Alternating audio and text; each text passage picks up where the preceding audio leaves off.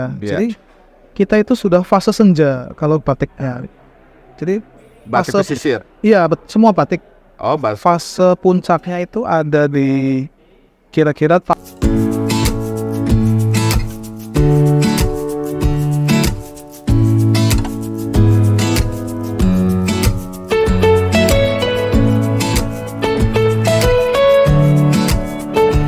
Halo, assalamualaikum warahmatullahi wabarakatuh. Sobat Dasfest, kali ini Om Das sedang bersama teman lama Om Das nih, yang lama tak jumpa, namanya Budi ya, Om Budi panggilannya ya, Budi Mulyawan. Mulyawan. Ini dia salah satu alumni dari Geografi UI yang kini bekerjanya aneh gitu, bukan aneh sih, unik ya. Unik artinya di sini bukan unik macam-macam, tapi dia benar-benar menerapkan keilmuannya itu di dalam kehidupan sehari-hari. Contoh, sehari-hari itu ngapain sih? Sehari-hari kita pakai baju gitu ya. Oh, ternyata dia ikut bekerja di dalam baju loh. Contoh, baju batik ya di Pekalongan, sampai dia meriset ya. Gitu, batik seperti apa, persebarannya kayak gimana, sejarahnya kayak gimana, itu sampai diteliti seperti itu keren banget lah. Lalu yang kedua, dia juga pernah mencoba di agriculture seperti, nah ya, agriculture ini memang nanti kita tanya langsung aja ya, karena ini menarik sekali. Dia benar-benar menerapkan keilmuannya di dalam kehidupan sehari-hari gitu di dunia agriculture. Jadi cara kerjanya, cara berpikirnya nggak normal ya. Jadi kita perlu gali dan perlu nanya-nanya nih. Oke, Om Budi, apa kabar nih? Baik, alhamdulillah. Alhamdulillah Bang sehat. Day, apa kabar? Alhamdulillah. Lama sekali nggak ketemu ya. Siap. 7 tahunan ya. Waduh, 7 tahun. Ini kalau di sini di medsosnya Dasmap, kita dipanggilnya tuh Om Das. Om Das. Om Das ya. Oh ya, Bud. Udah 7 tahun gak ketemu, terus boleh mungkin cerita sedikit pengalaman kerjanya dari lulus sebagai akademisi, terus ngapain aja nih sampai sekarang? Boleh cerita dong sedikit. Ya, terima kasih Bang Bay. Saya lulus tahun 2012, itu menjalani sesuatu yang kurang normal. Jadi kalau teman-teman itu pada kerja di perusahaan atau PNS ya, saya itu menggelandang di Pekalongan karena ingin meneliti satu instrumen penting dari beberapa instrumen hidup orang Jawa ya. Ada 7 atau 9 instrumen hidup orang Jawa.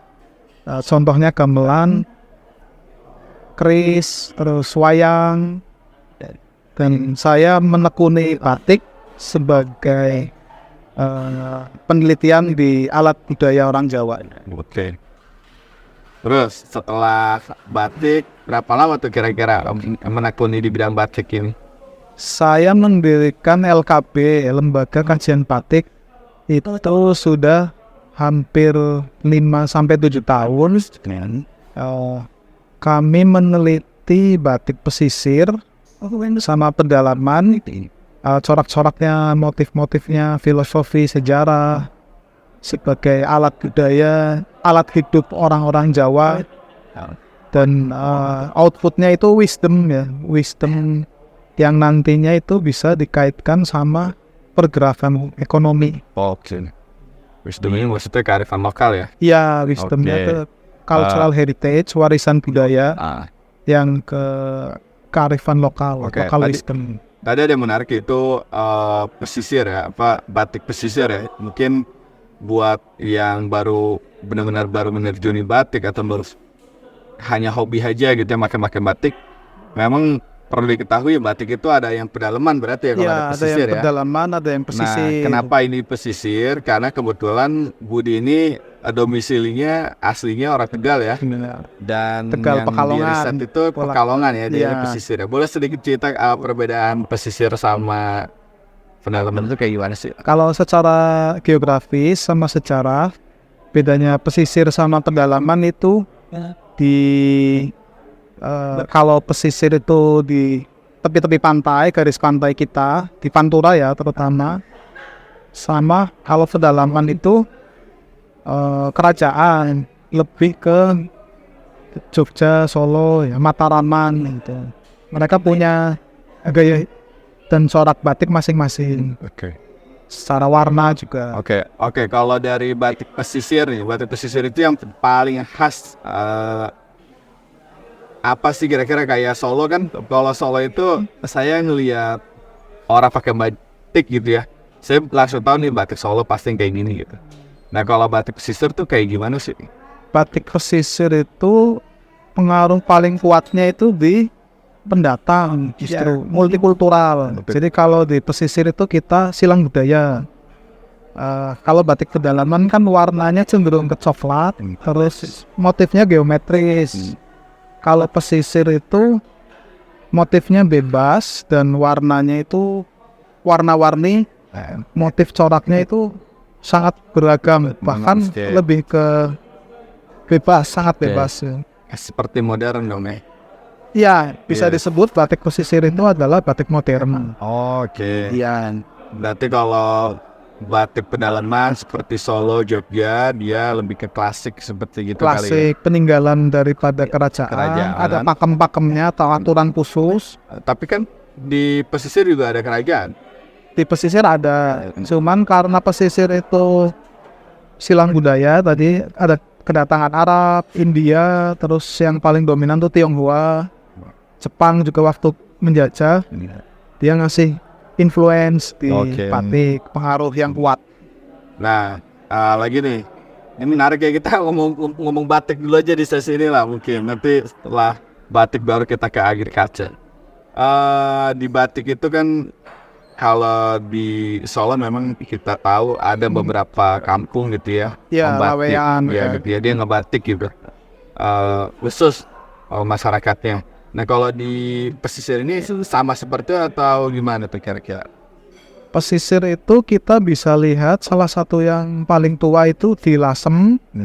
Lalu nama desa ya Lasem ya? Lasem itu berarti kota ya, kota Lasem ya. Kota Lasem terus sebenarnya kecamatan dulu akhirnya. Kecamatan. Terus di Cirebon, lalu Tegal, Pekalongan. Semua mempunyai gaya, warna dan corak yang beda-beda, variasi. Filosofinya juga lain-lain. Oke, sip. Nah, tadi juga sempat di awal dinyatakan bahwa selain untuk kesenian juga untuk penggerak ekonomi. Ya. Nah, menurut Mas Budi ini yang sudah berpengalaman atau sudah tahu di sana itu gimana tuh di batik pesisir ini terhadap ekonomi masyarakat di sana? Jadi kalau kita pakai kurva standar, itu kan ada mulai nol, terus naik, terus turun ya. Jadi kita itu sudah fase senja kalau batiknya. Jadi batik pesisir? Iya, semua batik. Fase puncaknya itu ada di kira-kira tahun ya 80-an lah, 80-an, 90-an, di mana ketika orang-orang itu tidak punya banyak pilihan untuk fashion, jadi mereka cenderung menggunakan alat-alat tradisional itu, kain-kain tradisional. Kalau sekarang ada jeans, ada fashion-fashion dari luar, akhirnya banyak pilihan dan itu membuat batik kita itu hanya sekunder, bukan primer lagi. Nah, maksud tadi masa senja itu ekonomiknya tidak bisa naik lagi atau gimana ya? Karena ekonomi kita itu sudah interdependensi ya sama global, jadi kita tidak bisa menampik persaingan kita tuh kurang bisa terhadap bersaing. Negara lain maksudnya di pasar dunia atau pasar Indonesia? Di pasar sendiri? kita sendiri. Pasar kita sendiri. Karena pengaruh luar, akhirnya orang-orang memilih untuk memakai pakaian yang bervariatif daripada batik yang monoton. Maksudnya lebih baik banyak anak-anak muda sekarang gitu, misalnya lebih baik dia membeli baju-baju dari luar, Western gitu, atau Western, Japanese. Tapi kan ini nih di seperti di government, pemerintahan itu kan masih, dan acara-acara resmi sekarang kan masih pakai batik. Ya, itu salutnya saya terhadap government sama masyarakat Indonesia masih bisa mengolah timing di mana orang menggunakan batik di kondangan segala macam. Jadi itu beberapa jalan di mana batik itu masih bisa Masih bisa bertahan. bertahan. Mungkin kalau nggak ada itu berat ya. Iya, cuma kalau melihat dari peradaban, ini peradabannya sudah senja. Kalau Oke. untuk warisan budaya, ini nggak cuma warisan budaya Jawa, tapi Tionghoa juga saya amati dalam masa senja karena Oke. sudah generasi ketiga, Oke. mereka sudah nggak ngerti orang tua mereka bagaimana cara hidupnya dulu. Oke. Nah, kalau dari sisi sejarah gitu, sisi sejarah batik gitu. Nah, seberapa kuat sih batik pesisir, atau dia memang sama polanya naiknya pada tahun 80-an seperti batik yang tadi di 80 itu sebenarnya batik pedalaman saja yang naik atau batik pesisir juga naik, atau sama polanya atau beda itu? Batik pedalaman itu muncul di abad 18-an, 18. 17-18 sudah ada. Jadi motifnya itu geometris. Jadi begitu pengaruh luar masuk, imigran dari luar masuk ke kita, mereka juga kan membuat batik ya, kayak Belanda bikin, Jepang bikin, terus Tionghoa juga bikin ya, pagi sore, terus encim-encim Tionghoa. Jadi sangat mempengaruhi cita rasa di kain tersebut. Oke. Sementara kalau batik pesisir tahun berapa tuh? Kalau batik pesisir itu populer awalnya pada saat ditarik sejarah itu, pada saat Dutch Belanda itu menjajah kita. Oh gitu. Jadi orang-orang yang di sini itu nyanyi-nyanyi Belanda, mereka harus memakai pakaian kita, karena kalau pakai pakaian sana kan berkeringat ya, karena kita tropis. Akhirnya mereka seneng ke jarit sama kebaya. Oh gitu. Jadi mereka jatuh hati, akhirnya membuat salah satunya Van Huysen ya, yang pertama itu. Oh gitu. Jadi Mereka bikin batik dengan gitu. corak kulit, dengan corak bunga-bunga Belanda. Oh iya. Oh itu yang menyebabkan akhirnya Iya, muncul modern. batik pesisir Iya, dengan corak betul. yang beragam ya. Betul. Wah. Oke teman-teman, jadi gitu ya, kira-kira kebayang ya bahwa batik pesisir itu memang pengaruh global, pengaruh termasuk tadi pengaruh jajahan ada di sana ya, dan itu bercampur-campur Tionghoa. Benar, pantesan juga ya kalau kita lihat orang Belanda kan memang kita Suka. tahu seneng bunga gitu ya. Iya, suka bunga. Di sana bahkan bunga kulit orang itu.